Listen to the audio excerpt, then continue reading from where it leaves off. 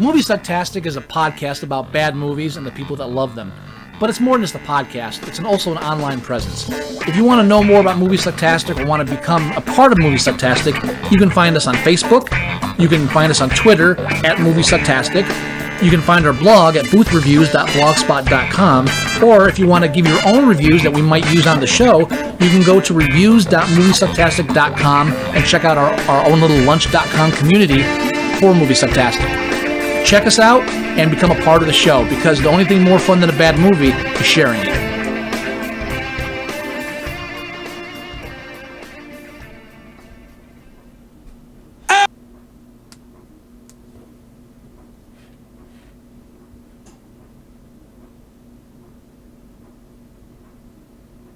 You are listening to Moviesucktastic.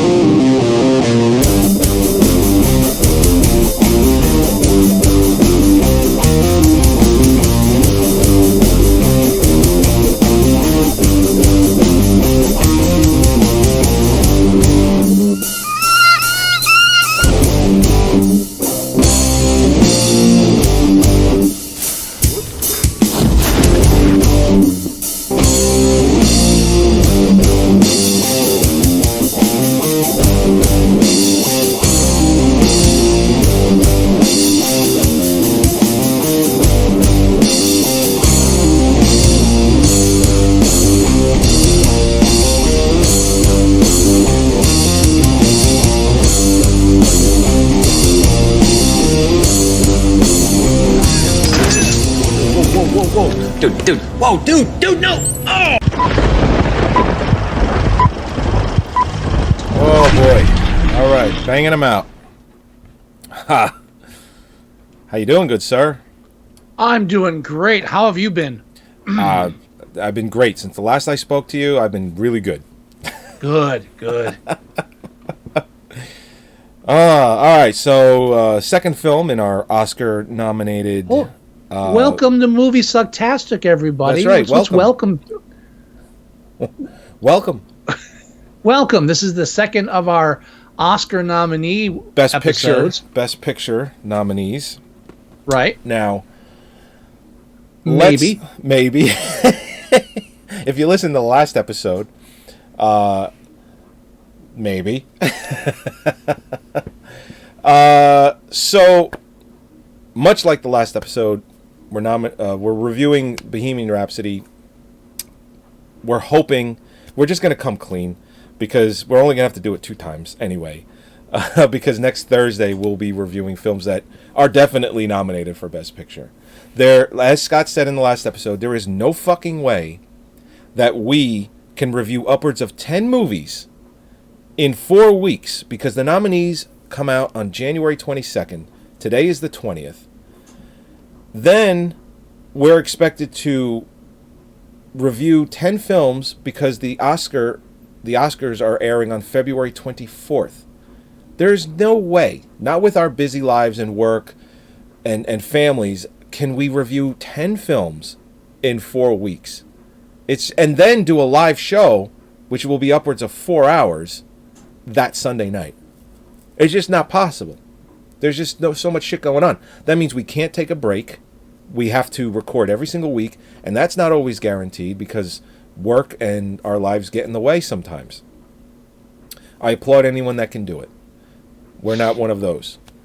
So enough sympathy for us. Yeah. So we are reviewing 2 films.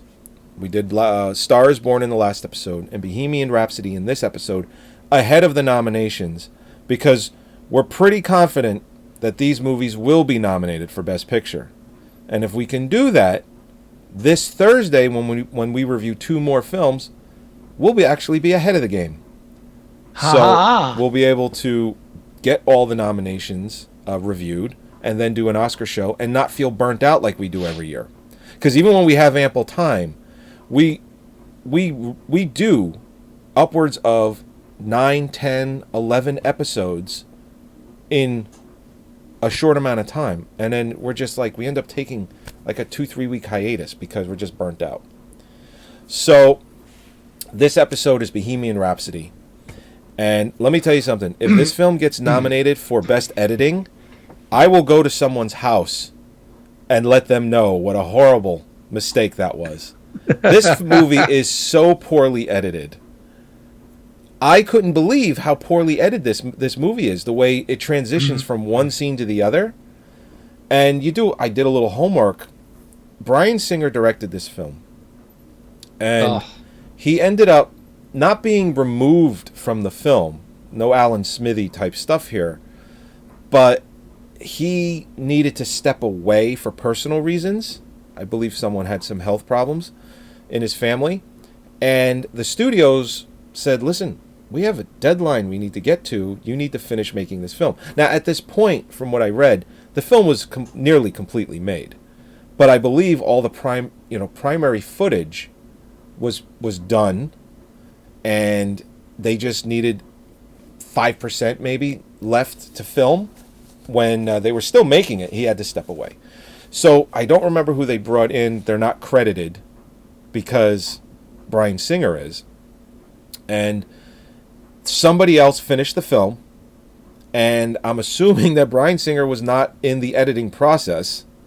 So that's probably why scenes transition from one scene to the other and how they abruptly end, and it just how... Like, I remember one, I think it was at the dinner table scene where they find out that they are going to go talk to that one radio producer. The way it cuts back from one person talking to Freddie Mercury playing the piano to another person talking to just them sitting at the table was so poorly edited, I felt nauseous. It was like, it's bouncing around so much. It stood out immediately how poorly edited. And it's not just that scene. The entire film, a lot of it is poorly edited, which is a shame because it's a music film. You would think the editing would be very tight. But it's not horrible, but it isn't very good in a lot of parts of the movie. And I think that's why a friend of mine saw it and he said it felt like a TV movie because of all the music that they used. And I think editing and the way the music was portrayed, I know it's important. It's a music biopic. But I can definitely see why someone would come in and say, this felt like a TV movie. Because it kind of did. It felt professionally done, but come on. It was even worse for me because I came off of watching A Star Is Born. Right. Which, right. Amazing, well edited. Mm-hmm. And after that, watching this, I had that feeling where this is kind of what I expect. This is exactly what I expect. Is like we're just going to have, segments, all these little segments showing parts of their history, and one comes after the other. And there was really nothing inventive or inspiring about the way it unfolds. I wouldn't go as far as to say made for TV movie, but I can see where you get that. Yeah, I mean, I wasn't the one that said it, but a friend of mine did, and I could understand. It's like, I get that element, but it's obviously much more professionally done than that. I wouldn't argue in defense of the film if someone said that to me. I'd be like, I can see that. Yeah. But here's the thing. This is not the movie that was supposed to be made. Sacha Baron Cohen, not Rami Malek, was originally attached to this. I mean, this goes back to our HSX days. Sacha Baron Cohen was attached to make this movie to play Freddie Mercury. And he backed out for creative differences. And that alone right there is enough for me to say, shit, this was probably going to be a much different movie. And well, I think I remember one of the reasons that he backed out, and it was also somebody else that was involved in getting it together, besides a producer, what have you. One of the big things is they felt that the film should have been about all the band members, not just for Freddie Mercury, and that they wanted the movie to extend beyond his death and how the band dealt with it. I know. Go ahead. I'm sorry. No, I say which I'm not ready for a 4-hour film on Queen, so best not. Well, here's the thing. I already know in large part who came up and said, listen, we want this to be about the band. We want it to be about that family aspect that we had, about how hard we worked and how we came from nothing. And that actually is the existing members of Brian May and Roger Taylor. They were the ones that were like, listen, we don't want to see the story about Freddie Mercury and how crazy his parties were and how how much into the drugs he was and how crazy things really got with him. We don't want to see that movie. We want to see a film about Queen and how we rose to stardom. And you can have elements of that because obviously it's a part of the story, but we don't want to see that other story. And that's the movie that Sasha Baron Cohen was going to make. He was going to make, like, there's that one scene in this film where Freddie Mercury, Rami Malek, is like, listen, I want a huge party. And I want a huge party, and I want midgets, and I want, circus performers, and I want all of that. And hold on. Yeah. And priests. And priests. We're going to need to confess. And they gave you that little element of, wow, that's a crazy fucking party. That sounds like a crazy ass party. Well, they don't even really show this party. They just show a little bit of this party. They don't show how crazy it gets. You see a little person walking around, and it's like, okay. And you see a couple of little things in the background. But Sasha Baron Cohen's film was going to be way darker. It was going to show the more crazy, hectic, chaotic life of Freddie Mercury. And it was going to have Queen stuff in it, too. And they didn't go for that film. So I'm sad about that. Maybe they can still make that. This was a huge financial success. I think it made upwards of like $800 million worldwide. They don't make that Sasha Baron Cohen film anytime soon. They just don't. Maybe once this film is several years down the line, maybe they can do that movie. But there is no way that movie gets made anytime soon. And the thing is, because this movie is made, because they do the Live Aid, they basically just do their entire discography and albumography, and they go, from 72 all the way to 1985 was up until Live Aid, and then that's your movie. What else is there to say other than the crazy, chaotic, drug addicted, alcohol addicted Freddie Mercury story? That would have to be just that story and hardly any Queen in it, because this movie has been made already. It would have to be that movie. There's no other way to do it. And one thing that that's some feedback coming, and I'm going to be a lot more vocal about this when we do Green Book, because there's a lot more bullshit going on like this. Okay. It's not a documentary. No. It's a fucking movie. Yeah. And it's meant to entertain and inform. Sure, information's in there, but it's meant to entertain. And you can't cover everything. You have to change. You have to change things to fit the storyline. So people complain about, historically inaccurate. This didn't happen. He didn't know this and this happened. Shut the fuck up. Don't care. This isn't about that. There are plenty of documentaries. Go watch VH1 Behind the Music if you want the real story. This is a dramatization of a person's life or of a band's life, whichever.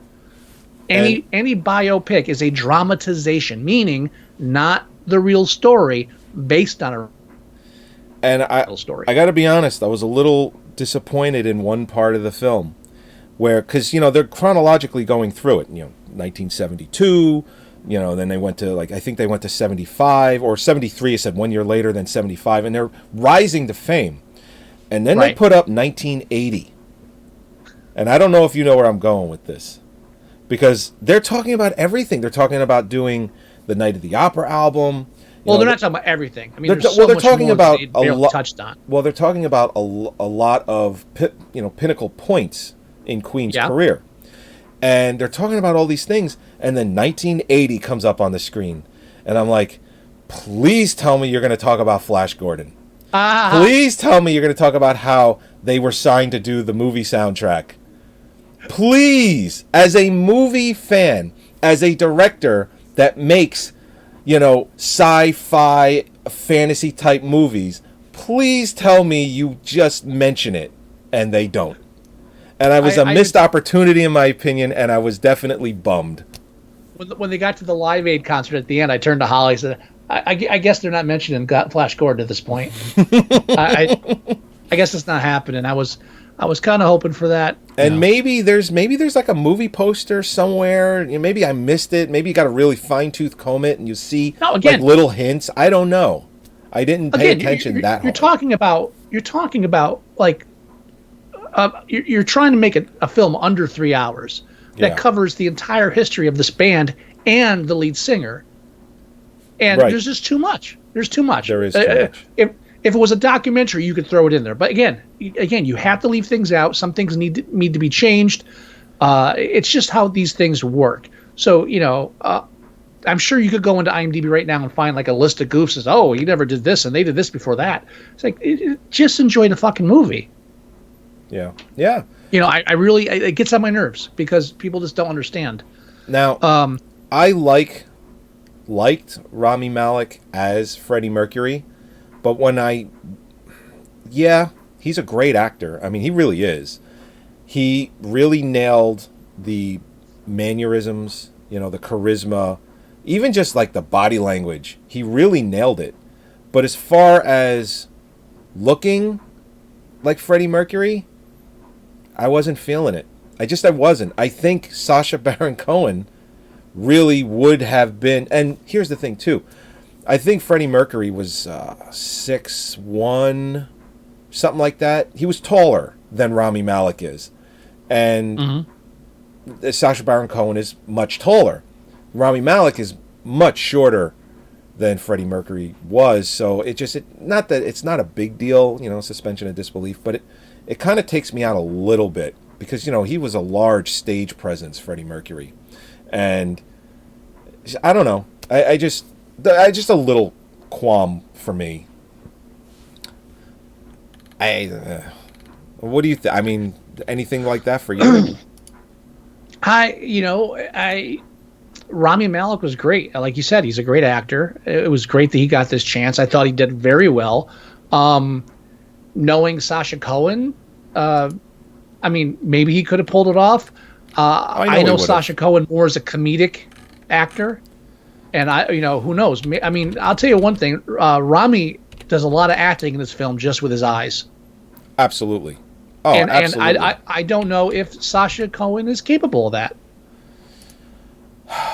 Well, considering that's the type of stuff that Rami Malek has done, maybe you're right.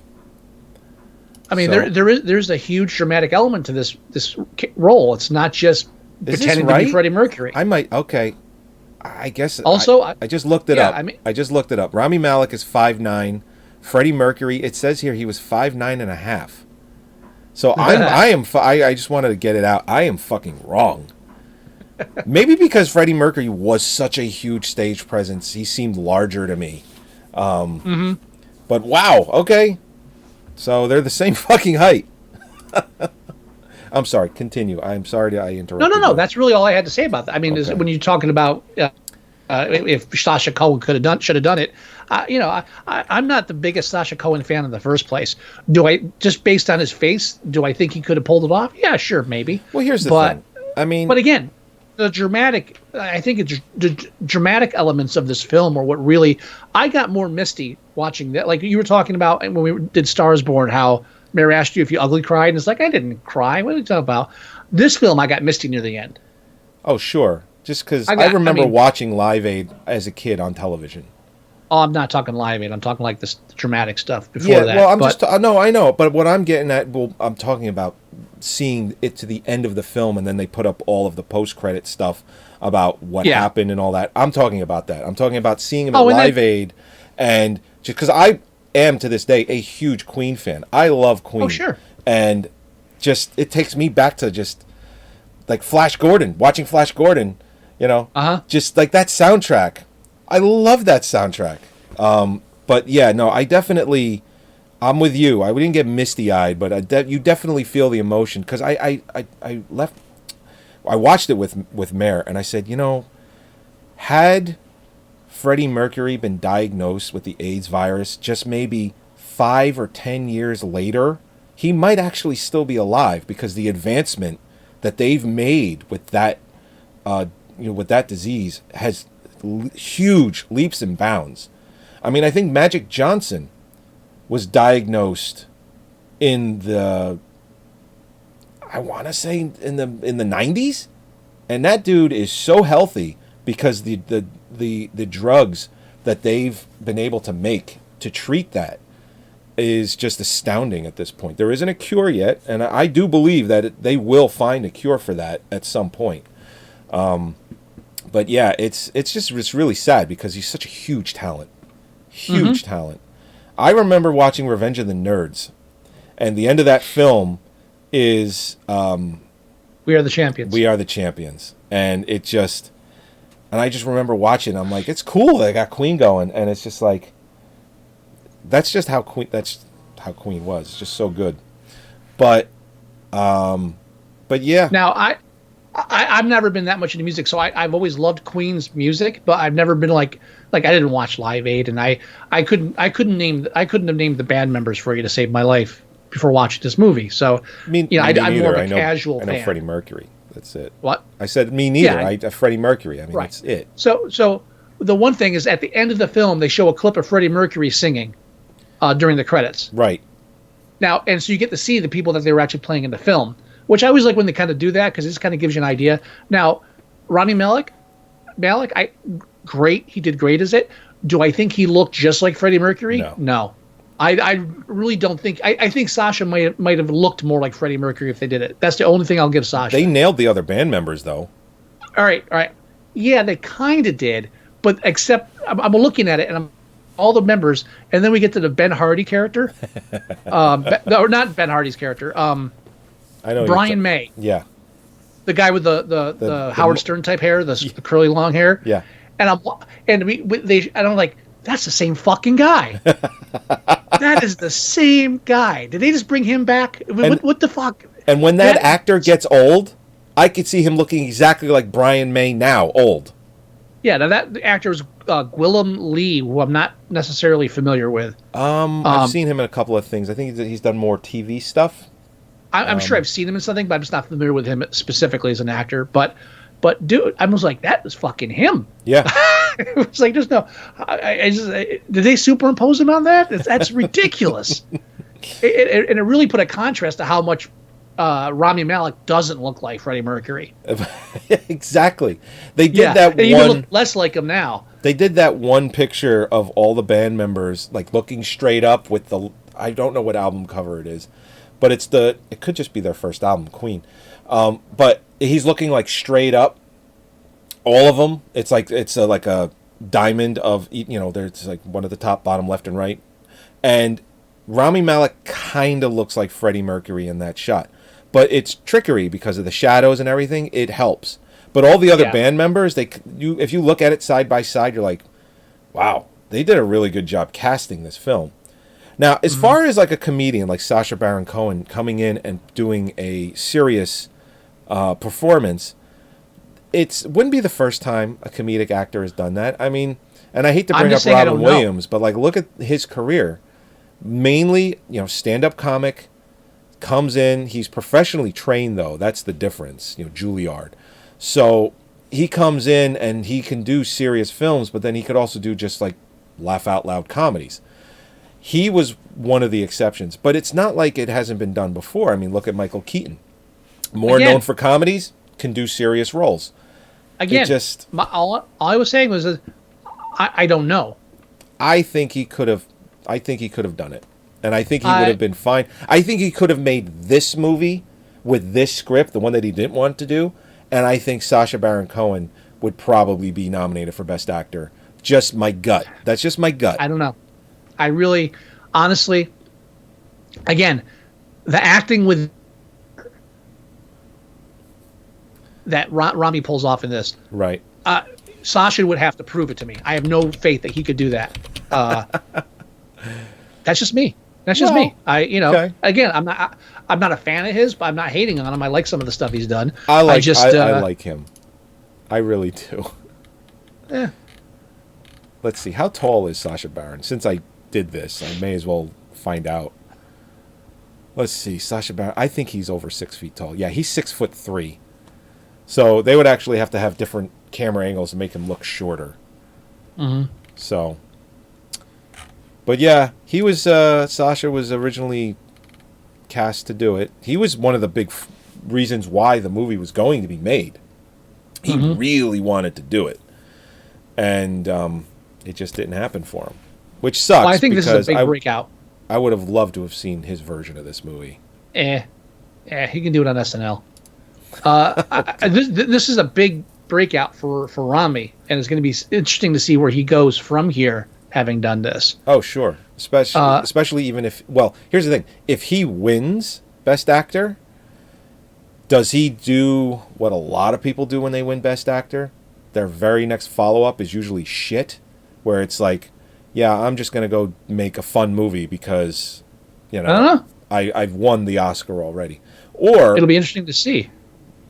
Does he not win and then just like heads on that path where he's just making serious film after serious film with like stellar, because no matter what, he is getting thrown scripts at him left and right, and probably from some very serious writers and directors. So he's going to have his choice. Yeah. Now, as far as Oscars go, I if there was not a 10 film limit instead of 5 for Best Picture, honestly, I don't think there'd be any shot for this film to get Best Picture. I texted you this. I think I texted you last night. I was like, "There's no way." But well, here's the thing. It's like I said, "There's no way this is getting nominated for Best Picture." We put it in here because there's a lot of rumbling that it might. Then I saw it, and I'm like, I thought it was okay. I liked it, but I'm like, "There's no way this is being nominated." And now I'm reading, even more stories and everything, and I'm like, shit, this movie's fucking getting nominated. There's just like, there is a lot of just expectations that this is going to get nominated. So, you're right. 10 movies, yes. 5 movies, snowball's chance in hell. There's no way this gets nominated. And the only reason I think it might get he might get a Best Actor nod is because... Because of what? And because as a Best Actor. No, I know, but you said because you thought because it's a biopic. Oh, yeah, and those tend to do better. Oscars are very biased towards historical pieces, biopics, and Victorian outfits. They always default to that. Oh yeah, absolutely. So that increases his chances. Well, yeah, definitely. So, have we said everything we wanted to say about this, though? Yeah, I mean, I enjoyed it, but like I said, like you said, the editing is just very standard. Did you enjoy it because, like how I enjoyed it, because I'm a fan of Queen and of the music? Had they had less of that, let's say less, because they really pretty much played the hits through the whole movie. Had they strayed away from that and just kind of showed the process of how to make them and not really played any of the music that much, maybe a little bit, I don't think I would have enjoyed it as much.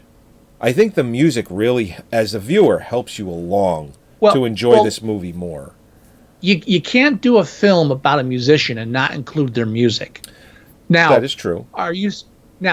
I thought that they were smart to an extent, like A Star Is Born was, where they don't do a lot of the full songs. No, they don't. Except up until they save that all for Live Aid and just go right through their set. Yeah. And I based on the movie, the songs in the set at the end of the Live Aid are very, emotional because they harken back to everything that's happened. Mm-hmm. And so that works perfectly. Yeah, and they tightened up that Live Aid at the end of the movie really well, too, because that set is actually close to 30 minutes. I think it's like a 23, 25 minutes. And the end of the film, they tighten it up so well. I mean, that was editing that was actually done pretty good. They tightened it up really well then credits, and they did really well. So, but yeah, it just, I think without the music, even if they did the music in here really well, I think that helps the viewer enjoy it more. It obviously helps, but I thought there was enough going besides that. I thought the even though the film isn't about the background so much of the other band members, right, it does show them interacting and how they are a family, and there's enough humor in it, and there's the counteract the serious parts with Freddie Mercury, and I mean, I thought that balanced well. I didn't think the film was poorly written. Oh no, not by any means. Yeah. Here's the thing, though. When the movie's ending, I mean, Mike Myers is in this movie. He played the radio. I had no idea. I had no idea that was Mike Myers. Come on. I had no idea that was Mike Myers until I read about it later. Really? I mean, they mention him in the opening credits, and it says, and Mike Myers. I guess you missed it. The opening credits. I didn't know. I had no idea that was him. Okay. Queen didn't fall off the planet, but they waned. Freddie Mercury was sick. He passed away. God, when did he pass away? It was in 1991. And that was 92. No, it was 91. Okay. And it's the same year that Wayne's World came out. And right. Mike Myers was a big proponent of Wayne's World. He was the creator of that skit on SNL, wrote the movie and whatnot. And they had that one scene in the film where they're in the car and they're listening to Bohemian Rhapsody, and that shot the song to #1, like years after, because that came out in the 70s. That was number 2. No, it was #1. It says it right in the post credits too. Okay. It said it shot to #1 16 years after its release, and that just shot Queen back into like superstardom even after Freddie Mercury had passed away, because it really introduced a lot of people who in that time period maybe didn't know about Queen.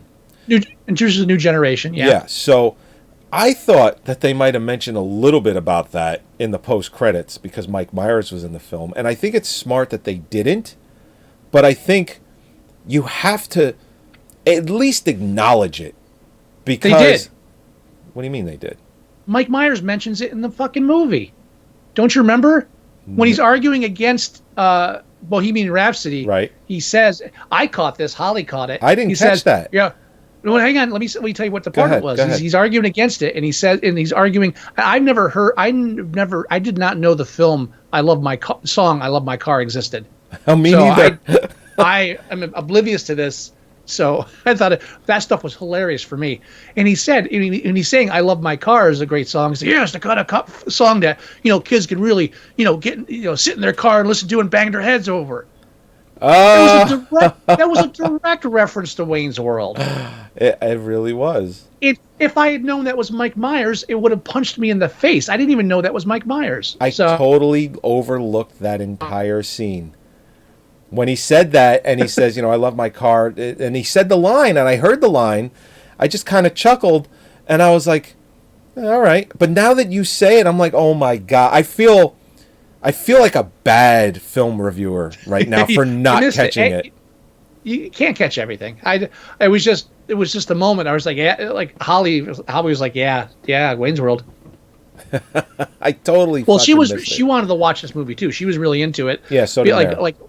Like 2 weeks ago, she's like reading all this stuff on. I was like, oh, she's telling me everything about like his musical history and what he did, and the origins of the microphone that they show in the film and all that stuff. She was like bombarding me with this stuff weeks before, like months before we actually got to see it. So, I did not. Well, it makes sense that they don't mention anything about Wayne's World because they got it in there. I just didn't know they got it in there. That's funny. Oh my God. All right, so let's go ahead and let's rate this, I guess. This is actually rated higher than A Star Is Born at 8.3. That's, I mean, considering how good A Star Is Born is and how it literally nailed everything that it tried to do from it's directing and acting and editing and music and just the movie as a whole. It seems crazy to me that this is rated higher. But again, I think the music that they chose is so good that you can't help but enjoy it because Queen is enjoyable to begin with. So I think that what propels it into the higher score on IMDb. And I don't agree with that. So I feel like a 7. I think a 7 is very appropriate. Yeah, I mean, a 7 is still. I mean, you if your movie gets a 7, consider that you have a great film. You know, 8 and 9 and 10 is reserved for films that if you watch 20 years from now, it's like, shit, this is still a great movie. You know, it's that's what I find those scores are reserved for. I think it's a decent film. I think a lot of it was well done, but I don't think it should be nominated for Best Picture. I honestly don't. I don't either. I really don't. But you know, it probably is or will. Yeah. Or is. But I feel strongly about the 7. 7 is good. I'm on board with the 7. All right. All right. Let's go ahead and end this shit. That way Yep. Get back to our regularly scheduled programs. All right, everybody. Thank you again, as always, for joining us for yet another episode of Moviesucktastic. Go to our website at Moviesucktastic.com and listen to the show there. Hang out with us live. Download the show. Put it on any device that you like. So go ahead and do that. Go to our iTunes and download the show or listen to it there. Go to Facebook.com/Moviesucktastic. And everything we do from when we go live to movie trailers to just whatever goes on there. You can go and leave us an email. The address is themovieguys@moviesucktastic.com. If you want to leave us voicemail, the number is 908-514-4470. And you can download the Android app. It's 100% free. Everything I said is in it. Any words of wisdom, Mr. Wilson? Ew! Ew! No, that's a different song. That's not doing the Banana Tree song. That's obviously why I did that. Try it again. Ew! Ew! All right, it's good enough. Good enough. Yeah, we're not going to do that. Give me a break. All right, everybody. Talk to you next week. Bye-bye. Oh, yeah. Oh, yeah.